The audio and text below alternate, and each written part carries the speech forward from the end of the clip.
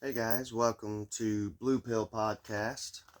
Today, this is Abe, your host. No co-host today. Um, Today I'm going to be reviewing two games. A double game review. So, for Game Boy Advanced, I beat this a while back. It's Pirates of the Caribbean: Curse of the Black Pearl. And last night, actually, I finally beat Pirates of the Caribbean: Dead Man's Chest. And I actually got some crazy weather last night. We had like tornado warnings. It had been windy all day and kind of warm. And it had been hot, cold here in Kentucky. Um, it's April 3rd, too, by the way. Um, but yeah, so I got home from work last night. And I'd been working on Pirates of the Caribbean Dead Man's Chest.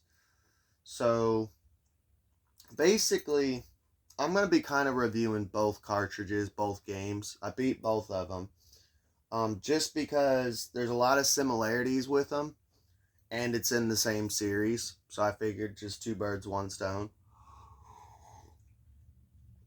So Pirates of the Caribbean, the first one, Curse of the Black Pearl, it's actually a prequel to the movie. So it's kind of cool. Like, you start off, you're Jack Sparrow, and you're on the Barbossa ship. And I can't remember why, but for some reason, you piss off Barbossa. He kicks you off the ship. Um, and you end up, I think you start off Port Royal. Yeah, you either end up on Port Royal or you end up on, I think you end up on an abandoned island first, and then you end up getting like a ship or something to make it to Port Royal. Um, and basically, if I remember correctly, because it's been a little bit, I think you're collecting pieces of a map to find basically the cursed treasure.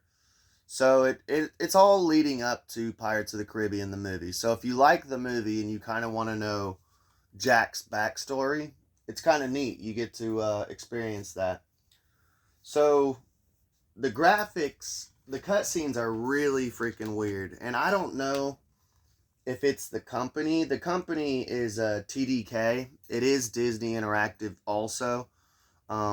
Which Disney, the thing with Disney with video games is either they can make like an awesome, amazing game or like complete shite. But you've got to see these graphics. I'll pull it up and show you. It's so silly looking. So yeah, I'll show you what the scale models of like what they look like basically. They look so weird. Here, let me turn this light off so you can get a better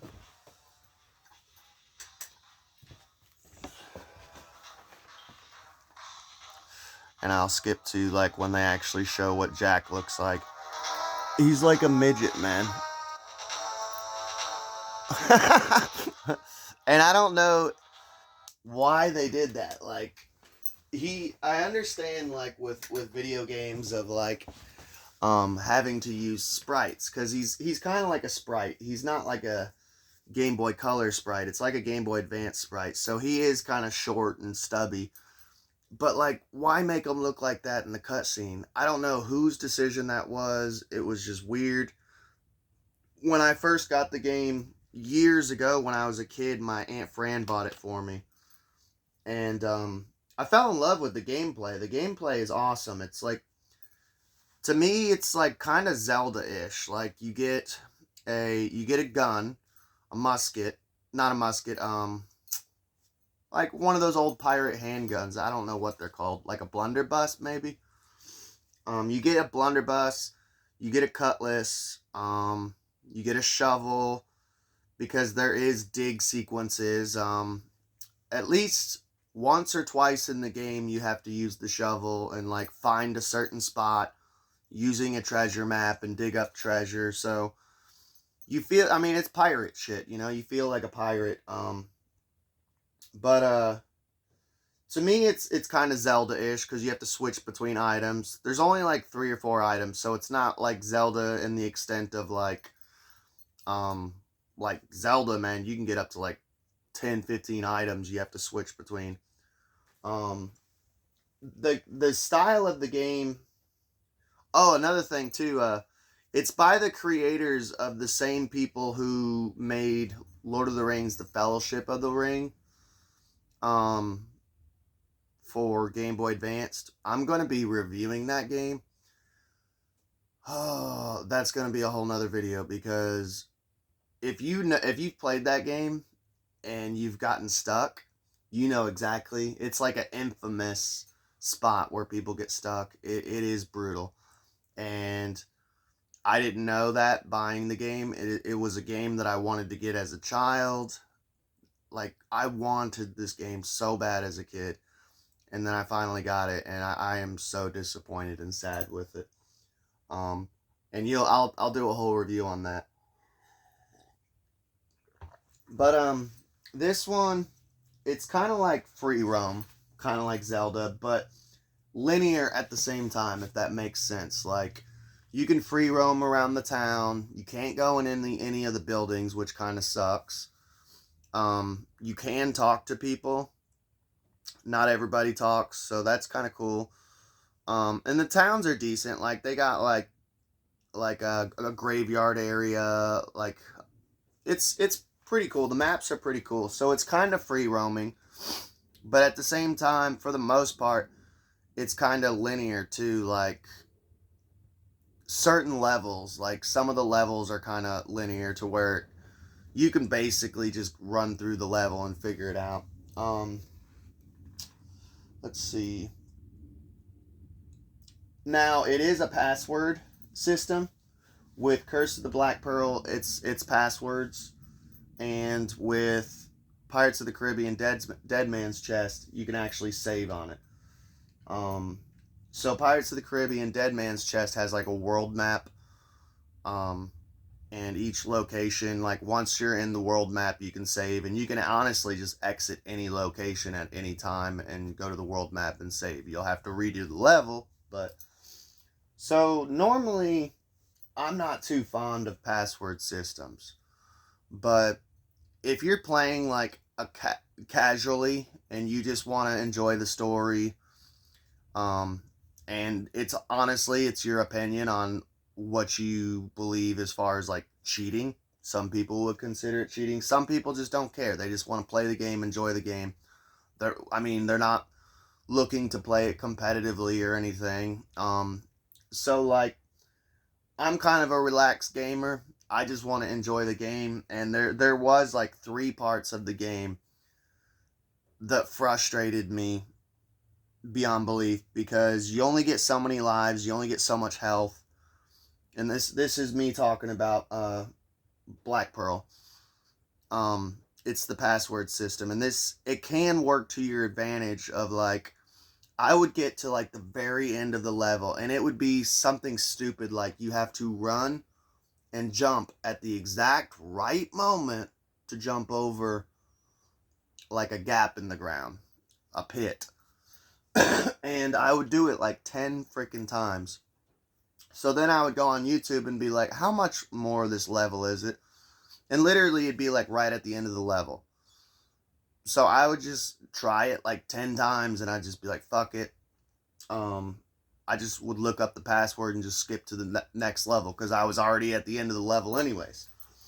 And I did have to do it for like one boss fight. I was like, dude, I can't. I tried over and over and over, could not beat this boss, so I just skipped to the next level. So that is an advantage with a password system. I know it's kind of annoying. Password systems, like, I was playing a game here recently, which I'm going to do a review on eventually. It's another one that I beat here recently. It was Road to El Dorado for Game Boy Color. It was... I don't want to review it right now, but it was a password system. But the reason I bring it up is because with Pirates of the Caribbean Curse of the Black Pearl, after each level, it would give you a password. So you write it down, and that's how you save your progress. And the reason why the companies, like older companies with cartridges, it would be, I would love to see if like a newer gamer, a younger person watches this.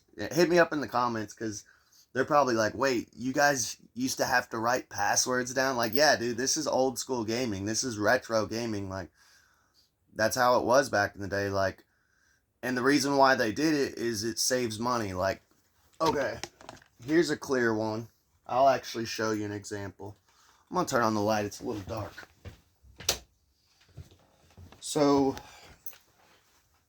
and look, I even got my passwords in here. This is Road to El Dorado. This is a password system.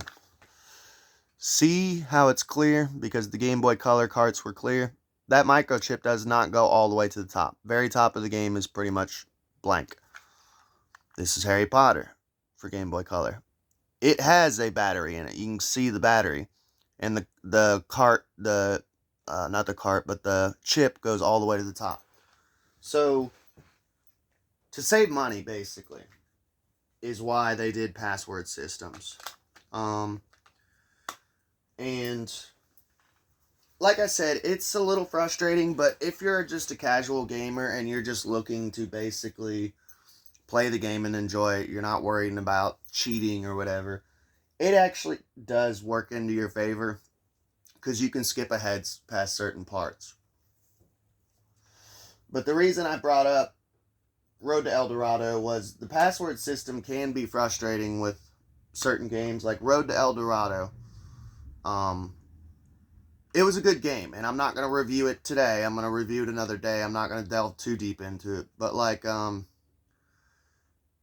it was, the difficulty was, like, it was actually, honestly, a very easy game for the most part.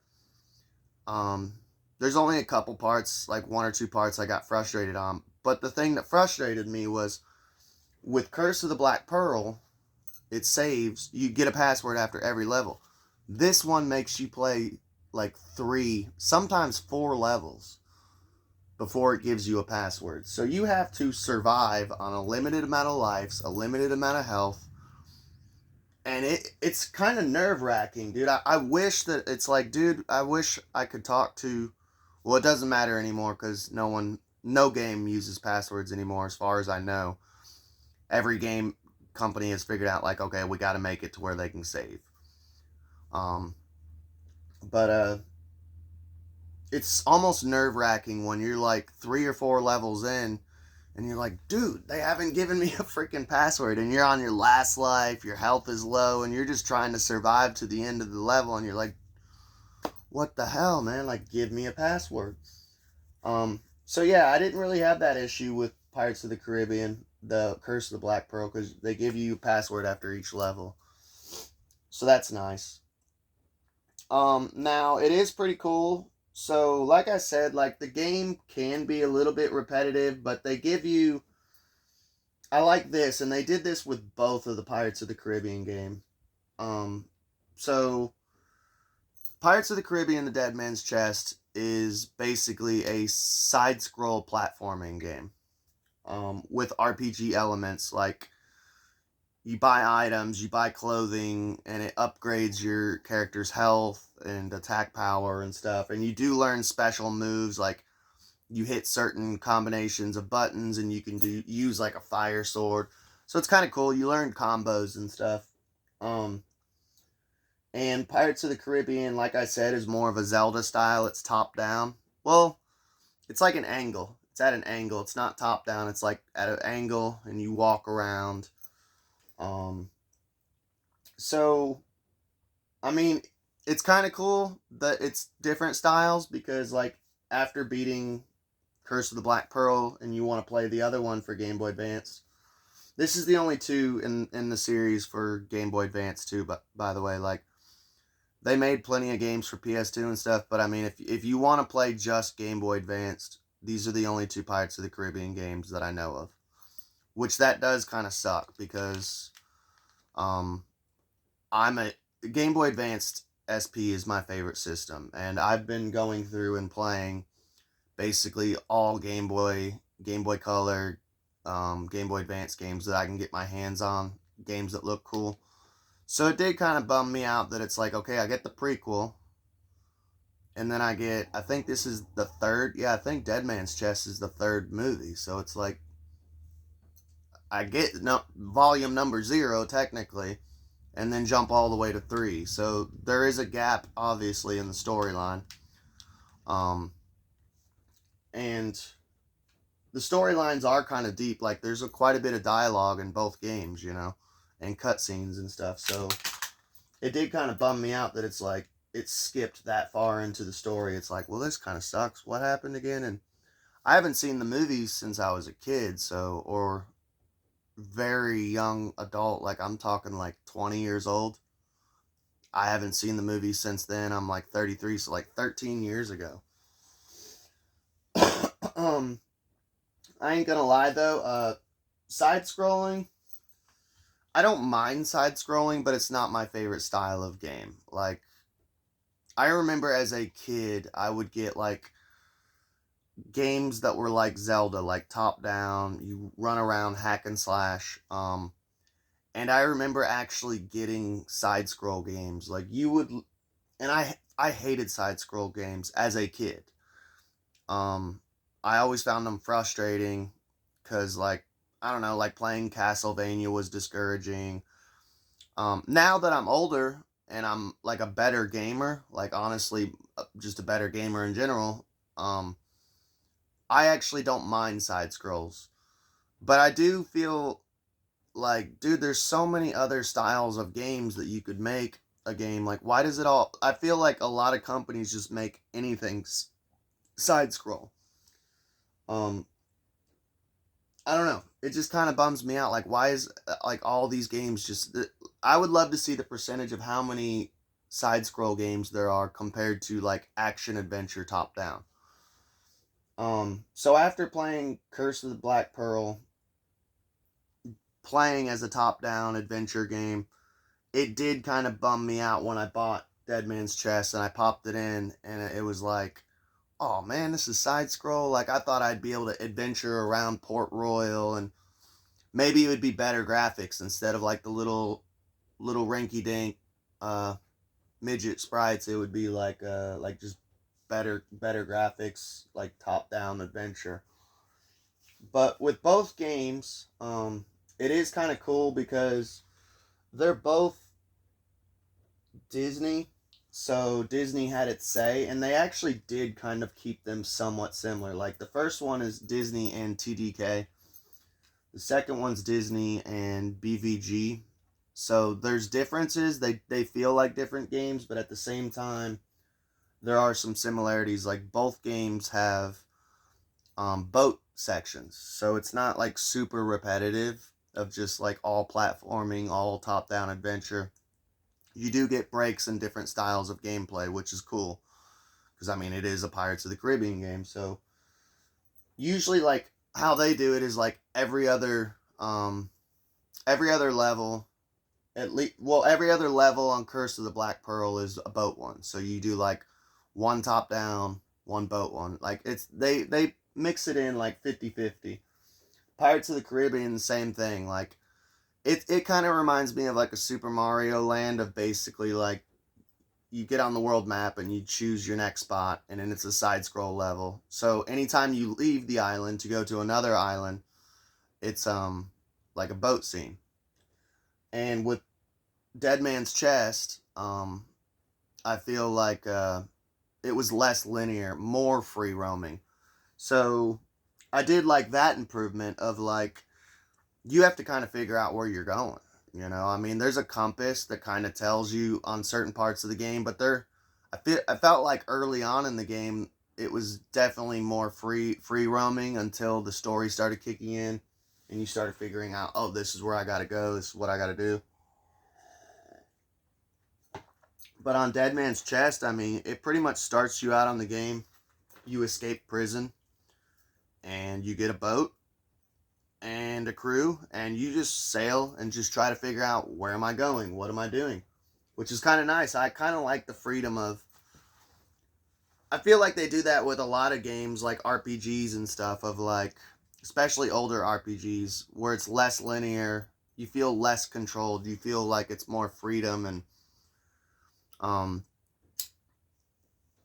you can go and do whatever you want. So here's one thing that I never actually figured out. So if you played Dead Man's Chest, and if you've beaten it, or you know what I'm talking about, there is one thing, like when you go to the tavern, you can buy for like, it's only like $50, like 50 coins, whatever they use, shillings, whatever. So it's cheap, but you buy rumors, and you pay 50 cent or $50, whatever, and they'll tell you a rumor. I never figured that part out. Is that like side missions? Because I would buy a couple rumors here and there, and they would tell you kind of like, oh, Farmer John is stuck on an island. Like, so is it side missions? Do I have to like go do these side missions, or I never really figured that part out. And it kind of reminded me of Final Fantasy Tactics Advance, on how you had the main missions of the to progress the story, but you could do side missions of like, you would go, same thing, you would go to the bar, and you would pay for a rumor, and it would be a side mission. So that was kind of cool. Hang on a second, let me get my head straight. Okay, so let me talk about both. So like I said, that's where I was going, but I kind of got sidetracked. So there is sailing in both games. Now the first game is very simple. You're just on a boat, you know. I can't remember the controls. The controls are different between both of them, but it's pretty much the same concept. You're on a boat. Shoot left, shoot right, shoot the other boat, blow it up before it blows you up. They did actually make the sailing a little more complicated, but better in the second one. It was definitely an improvement. So the sailing actually deals with the wind. You got a compass, and the compass shows you where you need to go, or where a boss fight is, because there's boat battles where you have to, like, there's at the end of the game, you have to like fight the Black Pearl, you know. Which I will talk about the end of the game on Dead Man's Chest here in a second, but it actually, the wind, it shows like a compass too of which way the wind's blowing, and it'll actually slow your boat down. Unless the wind is at your back, it'll speed your boat up. So you have to deal with wind.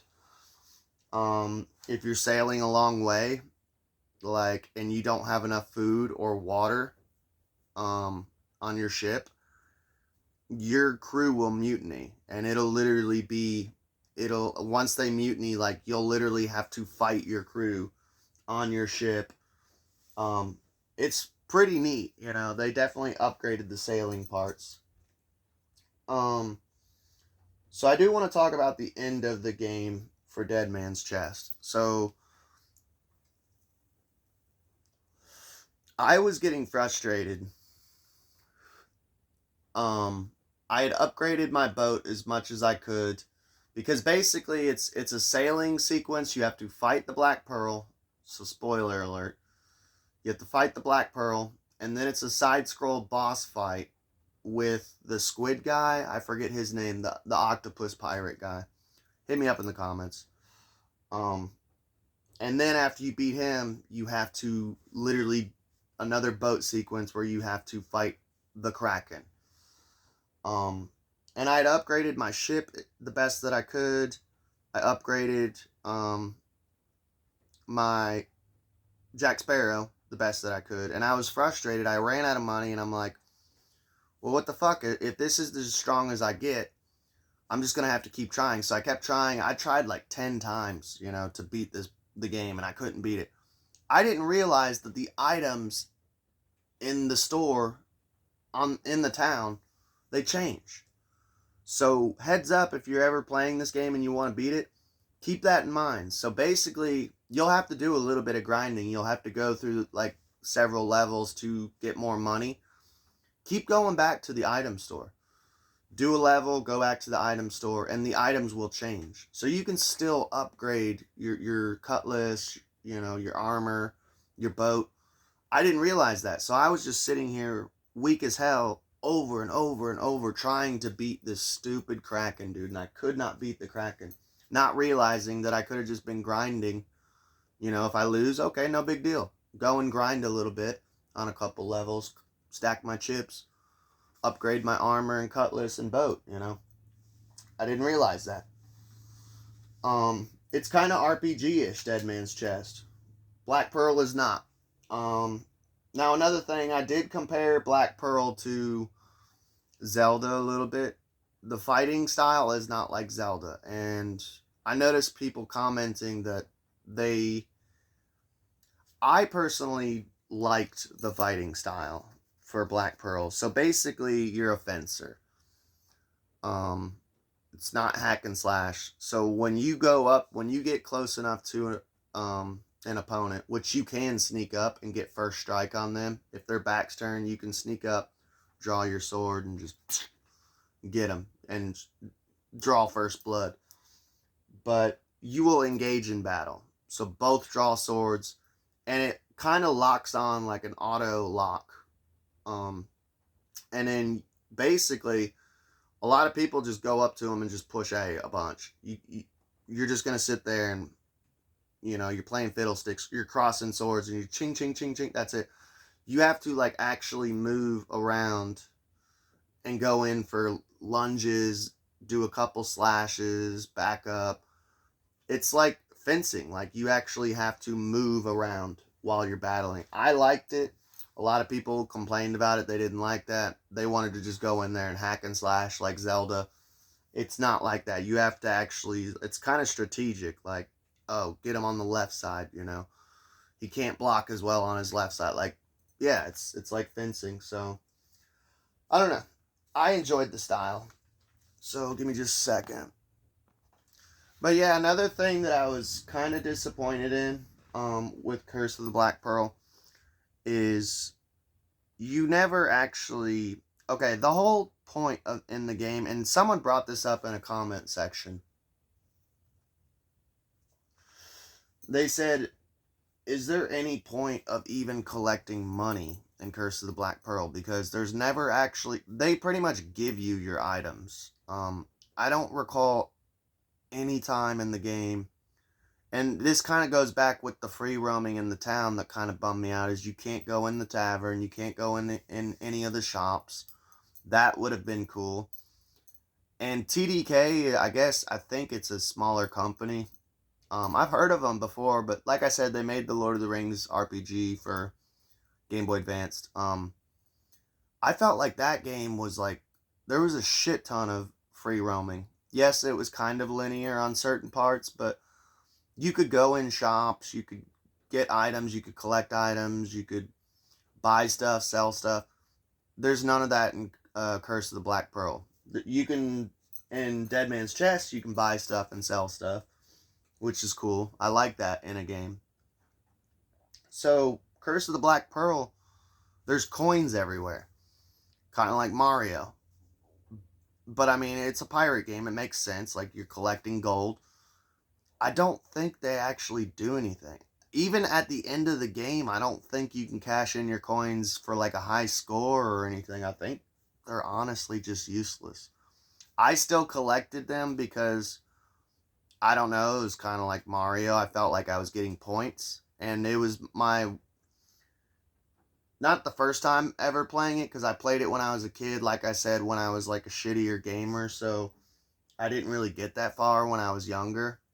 But yeah, I don't think that the coins actually do anything. Like, they're just there. Like, you collect them. It's no high score. There's no shops. You can't buy or sell with them. Yeah. But yeah, I'm going to wrap it up there. There's my reviews for Pirates of the Caribbean, Curse of the Black Pearl, and Dead Man's Chest. I have to say, I'll end it with this. I think I like Curse of the Black Pearl better. It's top down. Well, like I said, at an angle. The free roaming was pretty cool in it. This one, like I said, you can't free roam. You're just kind of stuck on a world map. You can free roam the seas, you know, and it's side scroll platformer, which I don't know. I just think side scroll platformers are kind of lazy, and I think maybe it's easier for the company to make the game side scroll. And like I said, I'm not anti side scroll. I just feel like there's so many side scroll games for older, like for Game Boy Advance. Like half of my collection is probably side scrolls. Like I'll grab it and show you. So side scroll, side scroll, side scroll.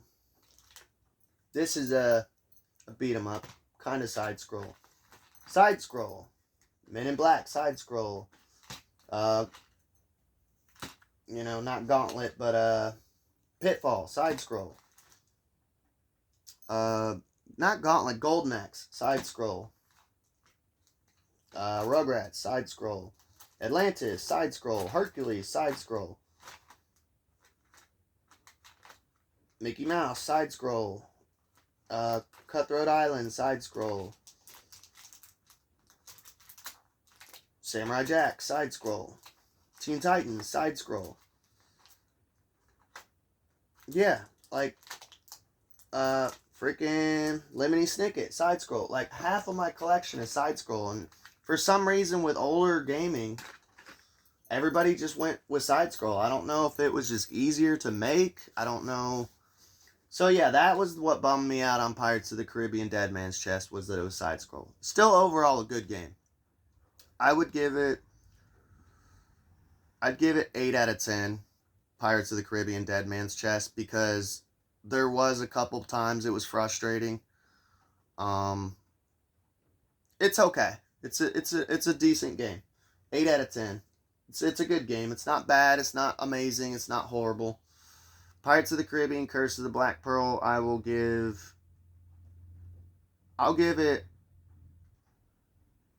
it an 8 out of 10 also.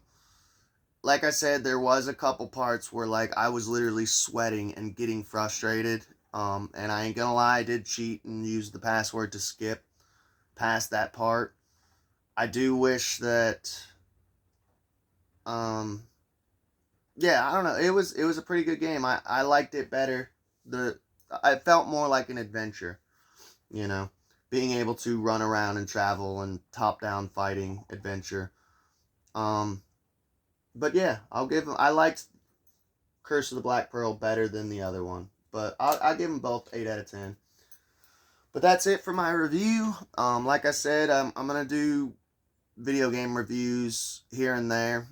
I know this is mainly a conspiracy channel, but I will probably put out another podcast today, so you get 2 today.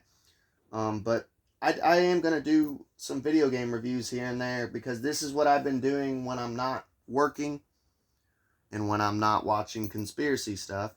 Yes, I am a normal person who does enjoy normal things too, besides conspiracy. My life doesn't revolve around that. So I will put out some like video game reviews, because I've been going through all these Game Boy Advance, Game Boy Color games, and I've been beating a shit ton of them. I ain't gonna lie, I've been beating a shit ton of them. So I got plenty of reviews that I'm gonna do on each of these. But I hope y'all enjoyed. Please subscribe. I'm almost up to 500 subscribers on YouTube. I'm trying to get to 500. I'm at 407. So please subscribe. Please like, share. If you guys like video games, if you know someone who likes video games, send them this review. Especially retro gaming. This is all going to be, a lot of these reviews coming up are going to be retro. So hope y'all have a good day. Please like, share, and subscribe. Catch you later.